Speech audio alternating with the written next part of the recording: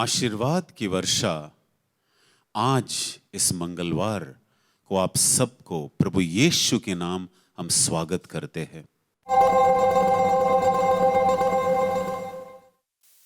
ये कार्यक्रम हम स्तुति और धन्यवाद देते हुए शुरुआत करेंगे।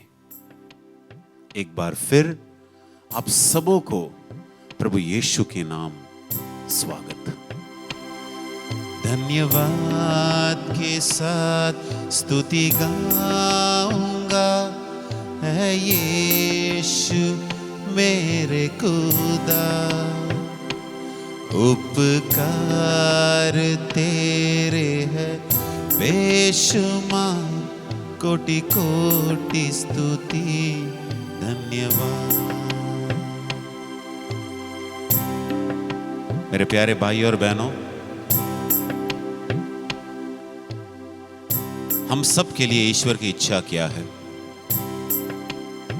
ईश्वर की इच्छा यही है कि हम हर बात को लेकर ईश्वर को धन्यवाद दें। अच्छी बात हो या बुरी बात, सबको लेकर हम ईश्वर को धन्यवाद दें। जब हम ईश्वर को धन्यवाद देते हैं तो इसका एक ही मतलब है, प्रभु हम आप पर भरोसा करते हैं। प्रभु जो कुछ हो रहा है प्रभु तेरा उस पर नियंत्रण है और हम आप पर भरोसा रखते हैं, भरोसा करते हैं। तो मेरे प्यारे भाई और बहनों, जब हम ये गीत गा रहे हैं, प्रभु को हम धन्यवाद दे रहे हैं, स्तुति दे रहे हैं जो कुछ उसने हमारे जीवन में किया। और जब हम प्रभु को धन्यवाद देंगे वो हमें आशीषों से भर देंगे।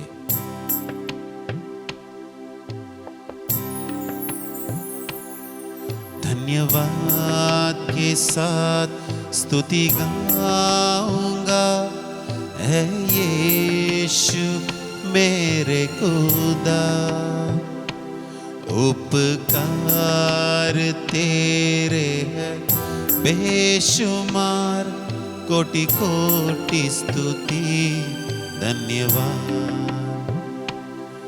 धन्यवाद के साथ स्तुति गाऊंगा, है यीशु मेरे खुदा।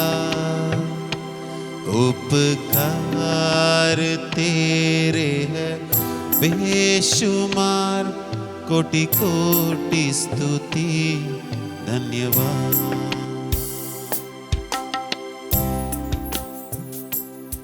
योग्यता से बढ़ के दिया है अपनी दया से तूने मुझे। योग्यता से बढ़ के दिया है अपनी दया से तूने मुझे। मांगने से ज्यादा मिला मुझे, आभारी हूँ प्रभु मैं। मांगने से ज्यादा मिला मुझे, आभारी हूँ प्रभु मैं। धन्यवाद के साथ स्तुति गाऊंगा, है यीशु मेरे खुदा। उपकार तेरे है बेशुमार, कोटि कोटि स्तुति धन्यवाद। धन्यवाद के साथ स्तुति गाऊंगा, है यीशु मेरे खुदा। उपकार तेरे है बेशुमार, कोटि कोटि स्तुति धन्यवाद।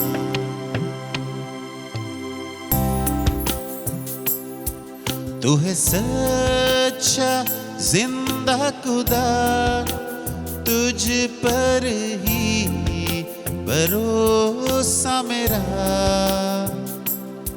तू है सच्चा जिंदा खुदा, तुझ पर ही भरोसा मेरा। सेवा पूरी करके पाओ इनाम, प्रभु ऐसा दो वरदान।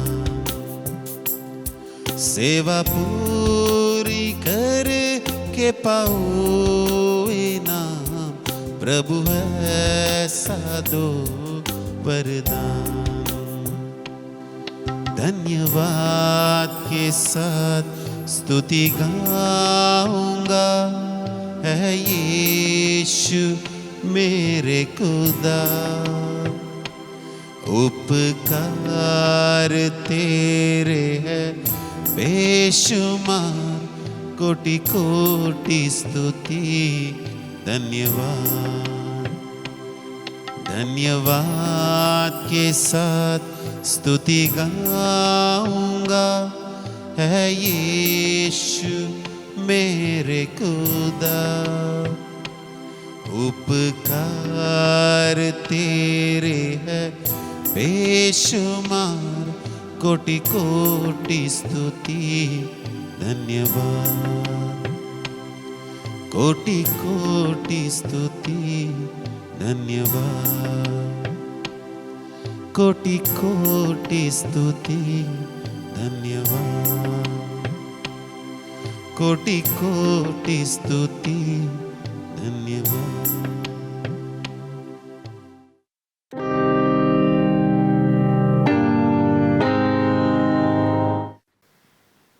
Praise the Lord. सबों को जय यीशु। एक बार ऐसा हुआ कि मुझे मुसाफरी के लिए किसी और शहर में जाना था, और उस दिन यहाँ हिंदी विभाग में काफ़ी लोग आए थे, और मुझे प्रवचन देने के बाद मुझे एयरपोर्ट जाना था। मैंने सवेरे ही चेक कर लिया कि फ़्लाइट का स्टेटस कैसा है, और देखा कि फ़्लाइट टाइम से है। मैं फिर भी हड़बड़ी करते हुए मैं एयरपोर्ट पर सही समय पर पहुंचने के लिए पूरी कोशिश की, और मैं वहां पहुंच भी गई। पर जब मैं वहां के काउंटर पर गई तो काउंटर पर ये पता चला कि फ़्लाइट देरी से चल रही है, और वहाँ की जो स्टाफ है उन्होंने मुझे ये बतलाया कारण ये है कि जो फ़्लाइट दूसरे शहर से यहाँ आने वाला था कोचिन, वहाँ से ही फ़्लाइट उठने में देरी हुई क्योंकि इंजन में कुछ खराबी आ गई एन मौके पर। अब मैं पहुँची तो समय से, पर वहाँ पहुँचकर भी फ़्लाइट समय से उठी नहीं, और मुझे वहाँ पर इंतज़ार करना पड़ा, प्रतीक्षा करना पड़ा। और प्रतीक्षा करते हुए मुझे इतना ऐसा लग रहा था, मैं इतनी हड़बड़ी की, सब कुछ किया, और आखिर में क्या हुआ, मुझे तो यहाँ पर रुकना पड़ रहा है। यही बात अगर आप अपनी ज़िंदगी में लीजिए, अनेकों बार हम अपने जीवन में बहुत कोशिशें करते हैं कि सब कुछ हम समय से करें। हम पढ़ाई समय से करें, या शादी समय से हो जाए, या तो हमारी नौकरी, हम अपने ज़िंदगी को सब कुछ सही तरीके से स्थापित करने की कोशिश करते हैं। पर कई बार ऐसा लगता है कि प्रभु ने हमें प्रतीक्षा करने के लिए कहीं पर रुकाया है। जैसे लगता है कि जैसे हम ईश्वर के वेटिंग रूम में बैठे हैं, और उस वेटिंग रूम में बैठना किसी को अच्छा नहीं लगता। बहुत ही हमें वहाँ पर हम बेताब हो जाते हैं, हम बेसब्र हो जाते हैं, हमें बहुत फ्रस्ट्रेशन आता है कि क्यों नहीं हो रहा है, क्योंकि ऐसा लगता है प्रभु की घड़ी और हमारी घड़ी में कोई तालमेल हो ही नहीं रहा है। हम चाहते हैं अभी हो, हम चाहते हैं जल्दी हो जाए, और लगता है कि ईश्वर को तो जल्दी है ही नहीं, वो तो आराम से बैठे हैं। और यही बात आज अनेक लोगों को परेशान कर देते हैं, बल्कि वो समझ नहीं पाते कि प्रभु क्यों इतना देरी कर रहा है, क्यों प्रभु, हम जब मांग रहे हैं या हम इतनी प्रार्थना कर रहे हैं तो हमें उसका जवाब क्यों नहीं दिया जा रहा। और हमको लगता है कि प्रभु ने हमको मना कर दिया, हमारी प्रार्थना को अनसुनी कर दी। पर यहाँ पर मुझे सुनने वाले प्रभु के सभी प्रिय संतानों को मैं आपको एक आश्वासन देना चाहती हूँ। इंग्लिश में कहा जाता है, God's delays are not his denials. अर्थात परमेश्वर जब हमारे अनुसार अगर देरी करता भी है तो उसका ये मतलब नहीं है, आप उसका ये मतलब मत निकालिए कि वो आपकी प्रार्थना को सुन नहीं रहा है। जैसे प्रभु ने कहा अभी नहीं, और ये समझना कि नहीं, ये दोनों में फर्क है। ईश्वर कह रहा है अभी नहीं, इसका मतलब ये नहीं कि नहीं, प्रभु कह रहा है अभी नहीं। और ईश्वर अगर किसी बात में हमें रुकने को कह रहा है, प्रतीक्षा करने को कह रहा है, उसमें परमेश्वर की एक बहुत बड़ी योजना है। हमको लगता है हम तो तैयार हैं, हम प्रमोशन के लिए तैयार हैं, हमको लगता है इस आशीष के लिए हम तैयार हैं, हमको लगता है ये द्वार तो हमारे जिंदगी में खुलना ही चाहिए। पर ईश्वर जो हमारा कल, आज और अनंत काल सब कुछ जानता है, आने वाला भविष्य भी जानता है, वो जानता है कि उस मुकाम तक आने के लिए क्या हम तैयार है या नहीं। इसलिए जब हम प्रभु के लिए प्रतीक्षा करते हैं तो मुझे सुनने वाले सभी भाई और बहनों, कुछ बातों को हमें बहुत मन में ध्यान में रखना है कि हमें उस समय कोई गलत कदम नहीं उठाना। क्योंकि आज मेरे संपर्क में अनेक लोग आए हैं और मैंने देखा कि जब उनको राह देखने की बात आती थी, जब उन्हें प्रभु के समय के लिए रुकने की बात आती थी, तो उन्होंने कोई गलत फैसला ले लिया। तो जब प्रभु यीशु ने कहा, मार्कुस के सुसमाचार अध्याय 11 में ये वादा किया है, जो कुछ भी तुम प्रार्थना में मांगते हो विश्वास करो कि वो तुम्हें दिया गया है और तुम्हें दिया जाएगा। पर प्रभु ने ये वादा तो किया कि वो हमें दे रहा है, कब दे रहा है ये नहीं बतलाया। वो कब दे रहा है, कैसे देगा, कौन से समय से देगा, उसके लिए वो कहता है तू विश्वास कर, तू विश्वास कर मेरी प्रज्ञा पर, तू विश्वास कर मेरी योजना तेरे भले के लिए, सबके लिए तू विश्वास कर। और इसलिए जब हम इस तरीके से विश्वास के लिए रुके हैं, तब संत पेतरुस का यह वचन मन में लाना बहुत ज़रूरी है।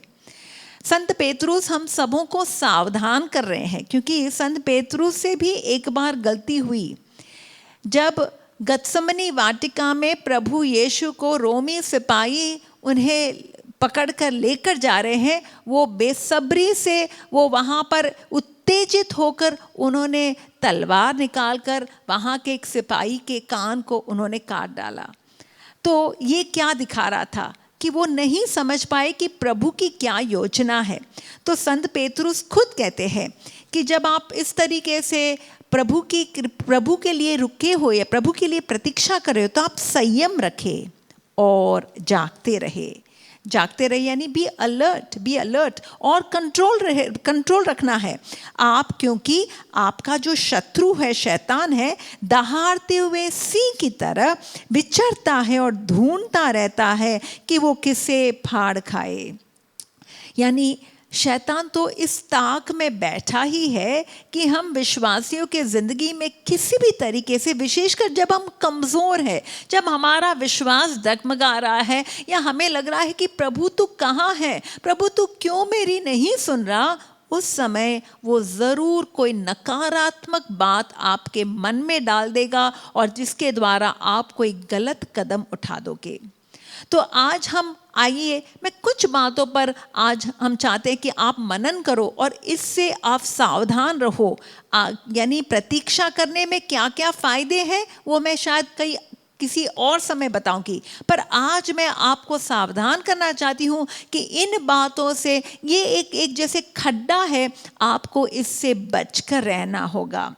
तो सबसे पहला, आप जब प्रभु के लिए प्रतीक्षा कर रहे हैं तो कृपया ध्यान रखिए, आपको निराश नहीं होना है, क्योंकि एक निराशा एक ऐसी दुष्टात्मा है कि हमारे हौसले को वो तोड़ देता है, हमारे उत्साह को तोड़ देता है। और इसलिए स्तोत्र गीत अध्याय 27 में वचन बहुत सुंदर, यानी गीतकार कहते हैं 27 वचन 14 में लिखा है, प्रभु की प्रतीक्षा करो, दृढ़ रहो, साहस रखो। क्यों ऐसा लिखा, दृढ़ रहो और साहस रखो? क्यों? क्योंकि हमारा साहस टूट जाता है, हम दृढ़ नहीं रह पाते, हम हिम्मत हार जाते हैं, क्योंकि हमको लग रहा है कितना और समय रुकना है। आज आप कहाँ रुके हो? आज आप किस बात के लिए ठहर रहे हो?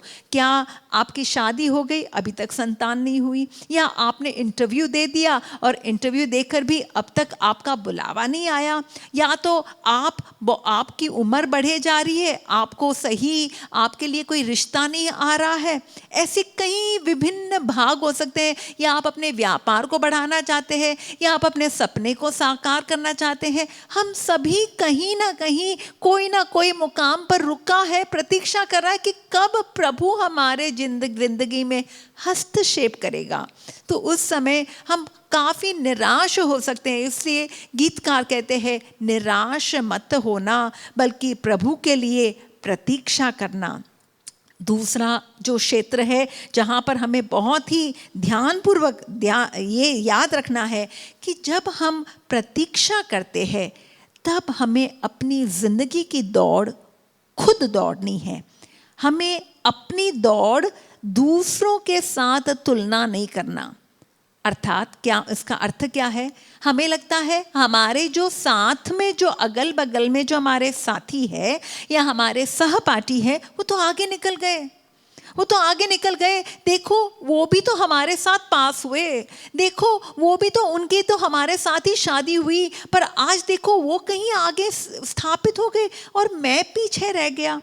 तो इस कंपैरिजन करने में, इस तुलना करने में होता क्या है, हम ये भूल जाते हैं कि प्रभु ने सबके लिए एक विशेष अलग अनोखी योजना बना के रखी है। हम उस समय प्रभु की ओर दृष्टि लगाए, हम दूसरों की ओर ना देखें कि उनकी जिंदगी में क्या हो रहा है, बल्कि हम अपनी दौड़ खुद दौड़े।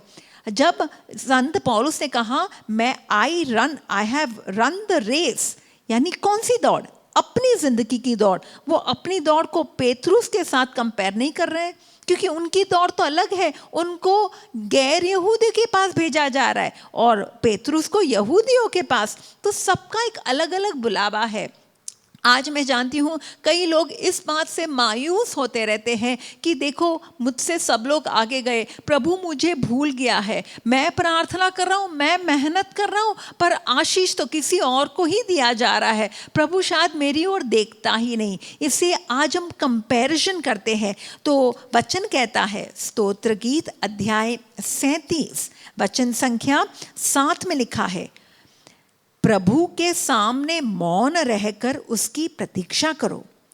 जो फलता फूलता है उस पर मत झुंझलाओ। यानी हम दूसरों के फलने फूलने में झुंझला जाते हैं, हम वहाँ पर परेशान हो जाते हैं और हमको लगता है हम बेचारे, हम रह गए। फिर हम एक पिटी पार्टी मनाते हैं, अपने साथ एक सेल्फ पिटी का पार्टी मनाते हैं। मैं ही बेचारा, मैं ही जो ठुकराया हुआ, ऐसे करके हम अपने आप में दुखी होते रहते हैं। पर आगे वचन कहता है, जो फलता और फूलता है उसे मत झुंझलाओ, और ना उस मनुष्य पर जो षड्यंत्र रचता है। क्रोध मत करो, आवेश छोड़ो, मत झुंझलाओ, वह बुराई की ओर लेकर जाता है, क्योंकि दुष्टों का विनाश होगा, किंतु प्रभु की प्रतीक्षा करने वाले देश के अधिकारी होंगे। आप सोचिए, एक कुतिया गर्भवती होती है और एक हथीनी भी गर्भवती होती है। कुतिया तो अपने पिल्लुओं को जन्म दे देगी कुछ महीनों में ही, पर अभी तक हथीनी का समय ही नहीं आया। वो 1 साल गुजर जाता है, शायद दूसरी बार भी उसके सामने एक कुतिया है जो दूसरी बार गर्भवती हुई। अभी तक इस हथिनी का उसका जो गर्भ ठहरा है उसको बच्चा नहीं हो रहा है। कारण क्या है? क्योंकि हथिनी जो है वो एक हाथी को जन्म देने वाली है, और यानी कुदरत बतलाता है कि तकरीबन 22 महीने लगते हैं, तकरीबन 2 साल लगते हैं एक हथीनी को, एक हाथी को जन्म देने में। यानी मुझे सुनने वाले मेरे भाई मेरे बहन, अगर आपकी ज़िंदगी में कुछ प्रभु ज़्यादा प्रतीक्षा करवा रहा है तो चिंता मत करो, बल्कि आप आनंदित हो जाओ, क्योंकि प्रभु आपके लिए कोई योजना बनाए हैं, या आपके लिए जीवन में कोई बड़ा आशीष तैयार कर रहा है। जैसे मैं एक बार रेस्टोरेंट में गई थी तो लिखा है to have good food takes time. Be patient. Good food takes time to prepare. तो वैसे ही हमारी ज़िंदगी में प्रभु कुछ तैयार कर रहा है तो उसके लिए हमें रुकना है। हमें दूसरों के साथ अपने ज़िंदगी की तुलना करके हमें उसके लिए झुंझलाने की ज़रूरत नहीं है। तीसरी बात जहाँ पर हमें बहुत ध्यान रखना है, हमें उत्तेजित नहीं होना। Do not become impatient. नहीं हो रहा है। हम बाइबल में अनेक किस्से हैं, उसमें से एक किस्सा जो यानी हमें सतर्क हो जाना चाहिए इस किस्से को लेकर, जहाँ पर हम देखते हैं इज़राइल का जो पहला राजा है, राजा साउल, और राजा साउल को फिलिस्तियों के साथ लड़ने के लिए कहा गया था, और वो वहाँ तैयार है, गिलगाल में बैठा है, क्योंकि वो चाह रहे हैं कि सैमुएल आकर प्रभु के सामने बलि वेदी चढ़ाएगा, और फिर उसके बाद हम जाकर लड़ाई लड़ने के लिए जाएंगे।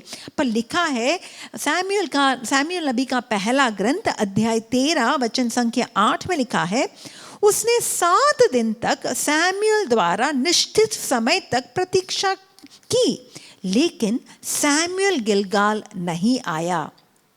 जब लोग उसके पास से भागने लगे तब साउल ने आज्ञा दी कि होम बलियां और शांति बलियां ले आओ, मैं ही होम बलि चढ़ाऊंगा।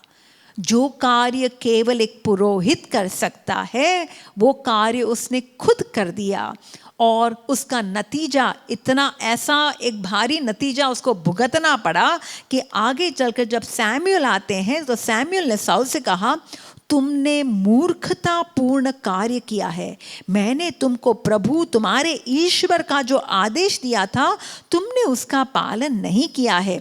प्रभु ने तुम्हारा राज्य इज़राइल से सदा स्थापित करने वाला था, लेकिन अब तुम्हारा राज्य सुदृढ़ नहीं होगा। यानी साउल आशीष से हाथ धो बैठा। क्या मेरी और आपकी भी ऐसी दशा हो सकती है? ज़रूर। और इससे हमें सावधान होने की ज़रूरत है कि हमें उत्तेजित होकर कोई ऐसे कदम नहीं उठाना है कि नहीं हम अपने समय से कुछ कार्य करें।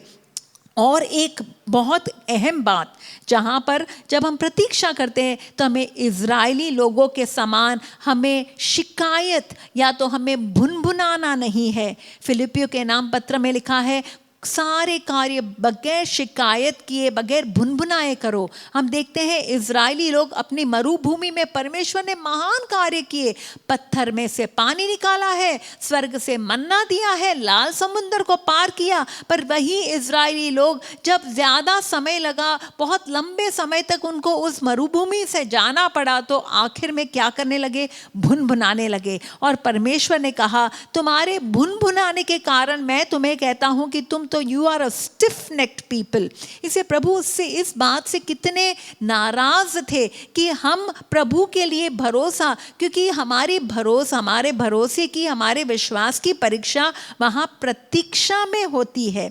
और दो बहुत अहम बात जहाँ पर हमें गौर करना है कि जब हम प्रतीक्षा करते हैं तो हमें कोई काम अपने अनुसार मैं कार्य करूँगा, जाने दो, मैं प्रभु के लिए मुझे मदद की ज़रूरत नहीं, मैं कोई कदम खुद उठा लेता हूँ। इसका एक बहुत बखूबी हमें एक उदाहरण मिलता है जहाँ पर प्रभु ने इब्राहिम को वादा किया, सारा के द्वारा मैं तुम्हें संतान दूंगा। पर उत्पत्ति ग्रंथ अध्याय 16 में हम पढ़ते हैं कि सारा ने जब देखा कि उसकी उम्र बढ़ रही है, कि इब्राहिम भी बूढ़ा बूढ़ा हो चला जा रहा है, तो उसने अपनी ही दासी हगार को दे दिया। और उसने तनिक ना सारा ने सोचा, ना तनिक इब्राहिम ने कभी इस पर गौर नहीं किया, क्या ये कदम उठाना है? जब प्रभु ने कहा तो क्यों हम ये बाजी अपने हाथों में ले? Why should we take the charge on by own self? यानी आप अपने अनुसार, आज अनेक लोग, मुझे वीसा नहीं मिल रहा तो मैं कोई गलत डॉक्यूमेंट दे दूंगा,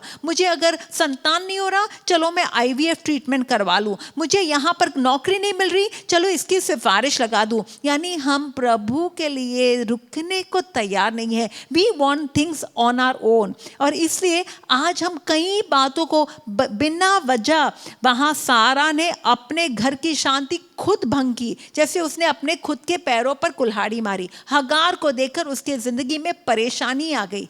आज हमारे जिंदगी में भी कोई इश्माइल पैदा हो जाता है। इससे मुझे सुनने वाले मेरे भाई मेरी बहन, हमें प्रभु के लिए प्रतीक्षा ज़रूर करना है, क्योंकि ईश्वर का समय सही समय होता है। वो 1 मिनट ना जल्दी आएगा, 1 मिनट ना देरी करेगा। वो अपने समय से वो कुछ गलत नहीं करता, वो सब कुछ के लिए एक समय निर्धारित किया है। आइए हम प्रभु के लिए प्रतीक्षा करें और उस इनाम के लिए हम तैयार हो जाए जो प्रभु ने हम सबों के लिए तैयार किया है। जय यीशु।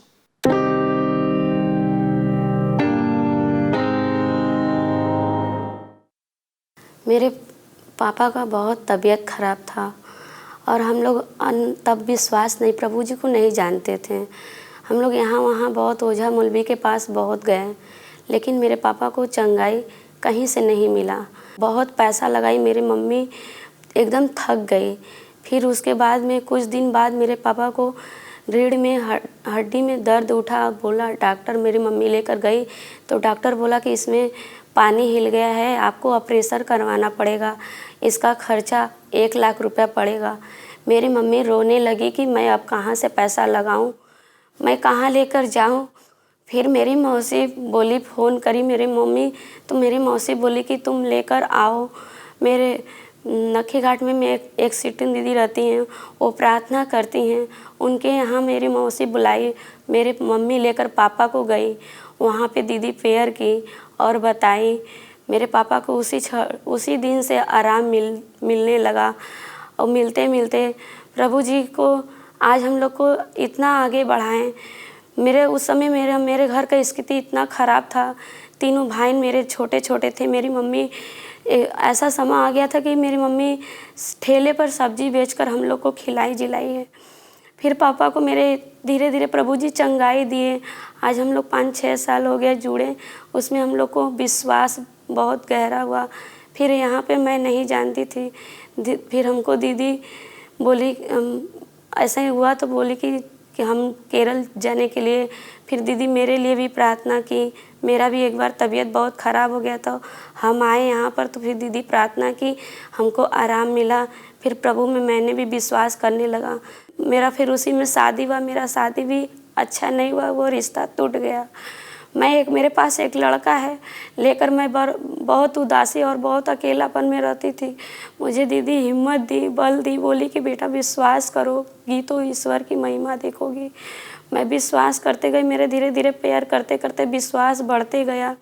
फिर मैं यहाँ पर आई, जब डिवाइन सेंटर में आने से पहले बहुत तकलीफ, बहुत प्रभु जी मतलब माँ मरियम बहुत समस्या हुआ, लेकिन माँ मरियम की सब समस्या को हल कर कर हम लोग को यहाँ पर लेकर आई। फिर उसके बाद हम आए डिवाइन सेंटर में। मेरा शादी नहीं हुआ था, तब से हमको सर में दर्द था, बेचू से मेरा दवा चलता था, लेकिन वो दवा खाते खाते मैं उबिया गई। जब प्रभु जी को जान गए तो मैं बोले, प्रभु मैं कितना दवाई खाऊंगी, हम अब दवाई नहीं खाएंगे, आप मुझे चंगा करेंगे। मुझे धीरे धीरे आराम मिलता था, लेकिन कभी कभी दर्द इतना होने लगता था कि मैं अगर बाहर धो लेती थी, जब तक तेल नहीं रखती थी तब तक हमको आराम नहीं मिलता था। दवा तो खाना ही छोड़ दिए थे, लेकिन धीरे धीरे कभी कभी रात भर मैं जागती रहती थी। लेकिन जब डिवाइन सेंटर में मैं यहाँ पर आए, जब प्रेयर चलता था, प्रार्थना चलता था। परसों चंगाई वाले प्रार्थना में फादर जी बोले कि 4 लोग को सिर के दर्द से छुटकारा मिला है। हम हाथ उठाएं और मेरा सर एकदम हल्का। उसी दिन से मैं न तेल रखती हूँ न कुछ रखती हूँ, आज तक दर्द मुझको नहीं हुआ। प्रभु जी को मैं लाखों करोड़ों बार धन्यवाद देती हूँ। सबको जय यीशु।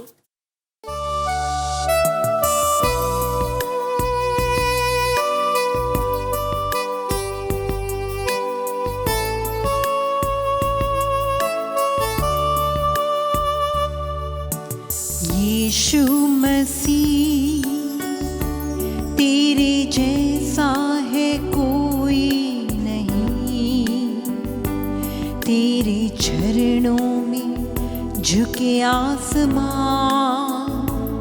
और महिमा गाए सभी। यीशु मसीह तेरे जैसा है कोई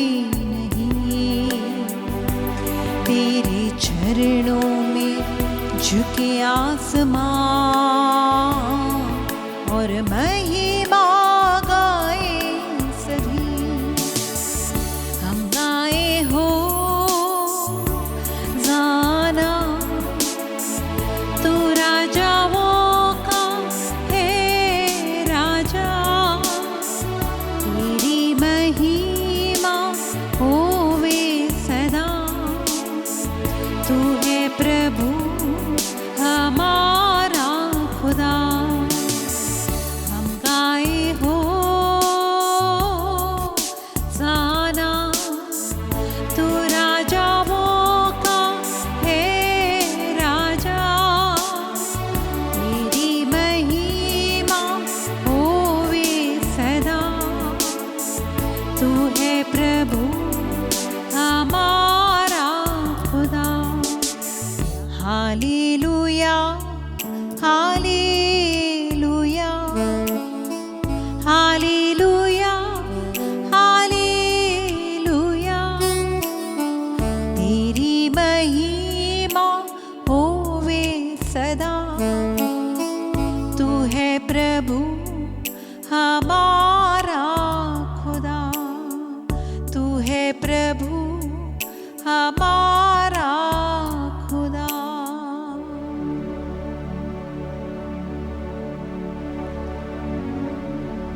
स्वर्गदूत जिनके सामने नतमस्तक हो जाते हैं,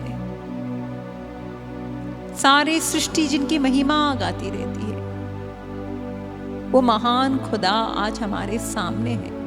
वो खुदावंद खुदा है। सारे संसार में उसके समान और कोई नहीं। पापियों को क्षमा देने वाला, रोगियों को चंगा करने वाला प्रभु, हमारी जिंदगी में हमारी गलतियों के बावजूद हमें उठाने वाला परमेश्वर है वो। और पिता ने इस पापी संसार को यानी मुझको और आपको उसने अपने प्रेम का प्रमाण इसी से हमारे सामने उसने रखा है कि जब हम पापी ही थे, हम धर्मी नहीं थे, बल्कि हम जब पाप के दलदल में पूर्ण रूप से फंसे हुए थे, परमेश्वर ने अपने इकलौते पुत्र को कुर्बान किया है। कौन है जो अपने लाडले पुत्र को त्यागेगा? हम में से कौन है कि हमारे दिल के लिए जो बहुत करीब है कि हम उसे दे देंगे? ना। पर इसी से तो ईश्वर ने अपने प्यार की सबूती दी है कि वो हमको प्यार करता है। वो हमारे मुक्ति के लिए खुद तत्पर है। वो हमें बचाना चाहता है। वो नहीं चाहता कि हम नष्ट हो जाए। और इसलिए संत पौलुस ने कहा, जब हमारी मुक्ति की बात आई तो उसने अपने इकलौते पुत्र को नहीं उसकी बलि या उसकी कुर्बानी चढ़ाने में पीछे नहीं हटे, तो प्रभु आपको और सारे अन्य आशीष देने में क्यों सोचेगा? आज हम में से कई लोग हैं ये विश्वास खो बैठे हैं। शायद मन में एक शंका आ रही है, प्रभु इतने समय से हम तेरे सामने दुहाई दे रहे हैं, क्यों प्रभु आज तक तूने हमारी सुनवाई नहीं की? क्यों प्रभु तू हमारी ओर देखता नहीं? आज समाज के लिए हम एक हंसी का, एक मजाक का पात्र बन चुके हैं। कई लोग हमसे पूछते हैं, तुम्हारा ईश्वर कहाँ है? वो अगर है तो क्यों आज तुम ऐसे बेबस हो? तुम क्यों आज ऐसे बीमार हो? हम भी नहीं समझ पाते प्रभु, क्यों आपने अभी तक हमारी प्रार्थना नहीं सुनी। आज प्रभु एक एक से कह रहा है, मेरे भाई, मेरे बेटे, मेरी बेटी, तेरी जिंदगी के लिए मैंने जो सोचा है, तुझे तनिक भी इसकी कल्पना नहीं। मैं तेरे जीवन के हर एक बात को बखूबी से देखता हूं। मैं जानता हूं मैंने तुम्हारे लिए क्या तैयार किया है, और मैं अपना कार्य पूरा करके रहूंगा। मैं चाहता हूं कि तुम मुझ पर भरोसा रखो, तुम बेसब्र मना बनो, बल्कि तुम्हारे जीवन की इस प्रतीक्षा की घड़ी में तुम और प्रार्थना की गहराई में जाओ। तुम मेरे साथ रिश्ता अटूट बनाओ, क्योंकि इस प्रतीक्षा और परीक्षा की घड़ी में तुम्हारा विश्वास जो सोने और चांदी से भी महंगा है, उसको मैं निखारूंगा। प्रभु ने हर एक अपने चुने हुए व्यक्ति के लिए जब उनको बुलाया, एक लंबे अरसे तक परमेश्वर उनको तैयार किए हैं। दाऊद को लीजिए, सैमुअल ने उसको अभिषेक तो दे दिया, पर कितने सालों के बाद वो राजा बना। यूसुफ को सपना तो दिखा दिया, पर 13 साल लगे कि आखिर में वो मिस्र देश का वो वहां प्रधानमंत्री बना। यीशु को भी उसे पता था, 12 साल की उम्र में ही बता दिया कि मैं तो अपने पिता के कार्य को पूरा करने आया हूं, पर 30 साल लगे। अगर प्रभु ने इन सबों के जीवन में इतना समय लगाया, तो क्या मुझे और आपको हमें भी रुकने की आवश्यकता नहीं है? आज हम एक ऐसे संसार में, एक ऐसे समाज में जी रहे हैं कि जहां पर हमको लगता है सब कुछ अभी के अभी होना चाहिए, पर ये ना समझते हुए कि सब्र करना, धैर्य, धीरज, ये अपने आप में एक बहुत बड़ा नैतिक गुण है।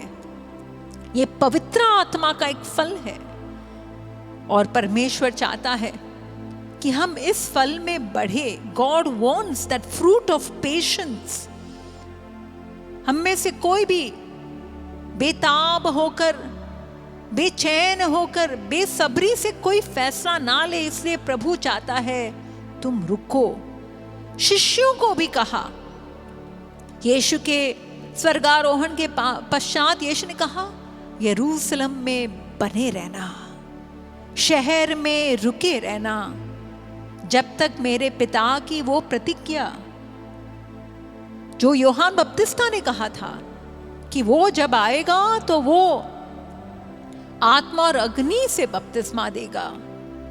यीशु ने कहा, अपने शिष्यों को आदेश दिया, मत जाना कहीं पर भी जब तक पिता की वो प्रतिज्ञा तुम्हारे जीवन में पूर्ण नहीं होती।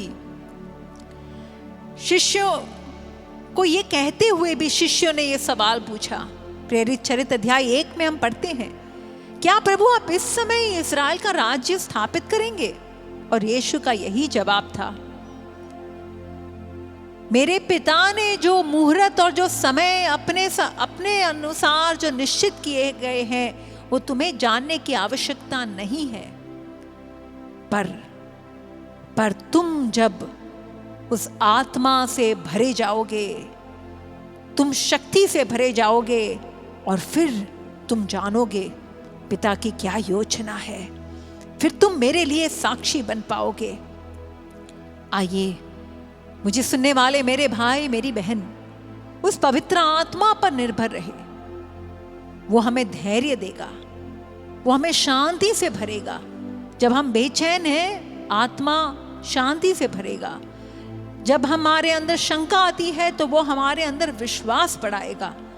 हे पावन आत्मा, हमें तेरी जरूरत है।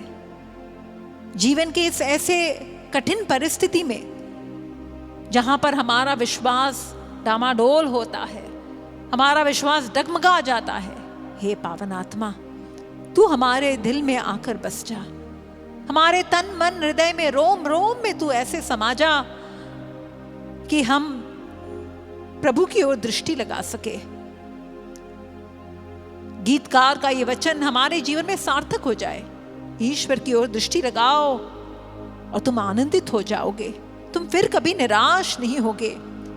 निराशा के पलों में, हे प्रभु, आशा बंधाने वाले ईश्वर पर पवित्र आत्मा तो हमें कृपा दे कि उस पर हम अपनी दृष्टि बनाए रखें।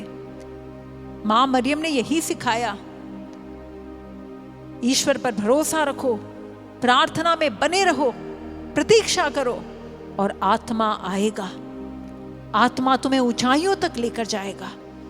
वही पावन आत्मा हमारे जिंदगी में कार्य करेगा। पावन आत्मा, पावन आत्मा, आ जाओ दिल में मेरे, कर दो पावन हृदय तन मन।